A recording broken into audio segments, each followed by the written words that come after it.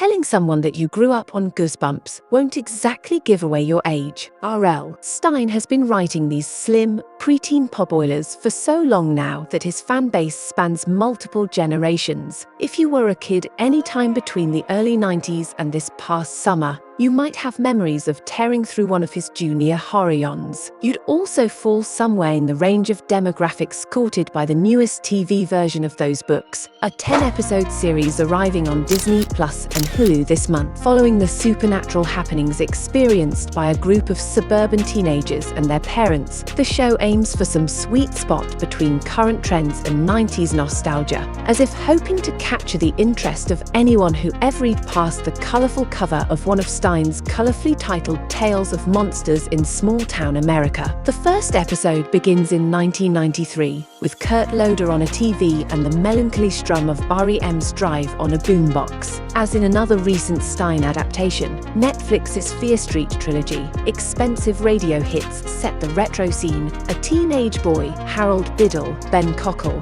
dies in a fire, the flames releasing a cheesy skull-faced spectre into the evening air. Only later will we get the full story, a tamer variation on Freddy Krueger's origins. Suffice to say, Harold will soon make like the bucket hat and mount a comeback. Flash forward to present day. The Ghosts Target is a diverse, wholesome group of high school friends in the fictional harbor town of Port Lawrence, all converging at a party thrown in the house where Harold died, which is filthy with the kind of stuff that gave a typical Goosebumps story its spooky hook. A haunted mask, a cursed camera, a jar of worms. Though the characters are played by actors noticeably in their mid-20s, they're as straight-edge and celibate as the younger kids Stine tended to write. It's a vision of teen life safe for a scholastic and Disney audience. Beyond the shoddiness of the effects work, none of this bears much resemblance to the more faithful 90s Goosebumps show, low-budget after-school anthology that adapted many of Stine's 100-some-page reads. And though co-creator Rob Letterman also directed the first Goosebumps movie, starring an amusingly hammy Jack Black as Stine himself, the new series is much different than that antic Jumanji riff. This time, the source material has been shaped into a sprawling teen soap opera of buried familial secrets and chase love triangles. Often, it's like Stranger Things, with the point of reference shifted from Stephen King to the nearly as famous kidlit author who's caught King comparisons his whole career. For a while,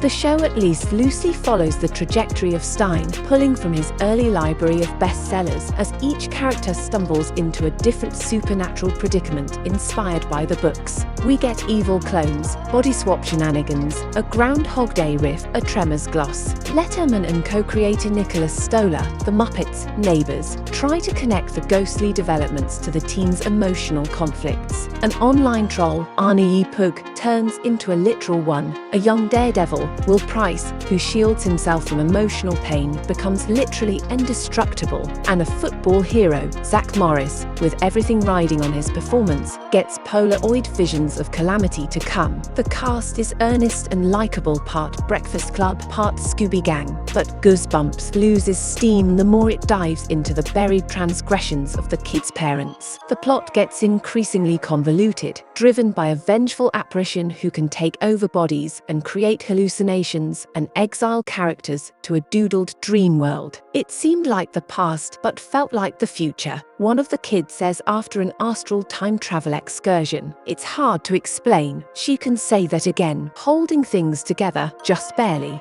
is Justin Long, who brings notes of comedy, pathos, and post-barbarian villainy to his performance as a teacher at Port Lawrence High, addictive cliffhanger machines whose punchy prose drew young readers quickly through them. That they weren't telling some grand narrative, that each story was self-contained, probably helps account for their enduring popularity. Because the characters didn't carry over, you could jump aboard the Goosebumps Express at any point along the way. Television operates in a different way, and there's no reason to be overly reverent to a series of books churned out at a mercenary monthly clip by their author for literal decades. At the same time, Stine's body of work, his boilerplate tales of monster blood and evil dummies, might not be the best bedrock for a sprawling Yar saga. Teenage viewers could still get pulled into the melodrama, though, who among them won't relate to the story of an older generation screwing things up for a younger one? For everyone else, nothing in the show will be as unnerving as the realization that early Goosebumps readers are now old enough to have Goosebumps readers of their own. It's enough to make you feel like those skeletons barbecuing on the cover of Say Cheese and Die.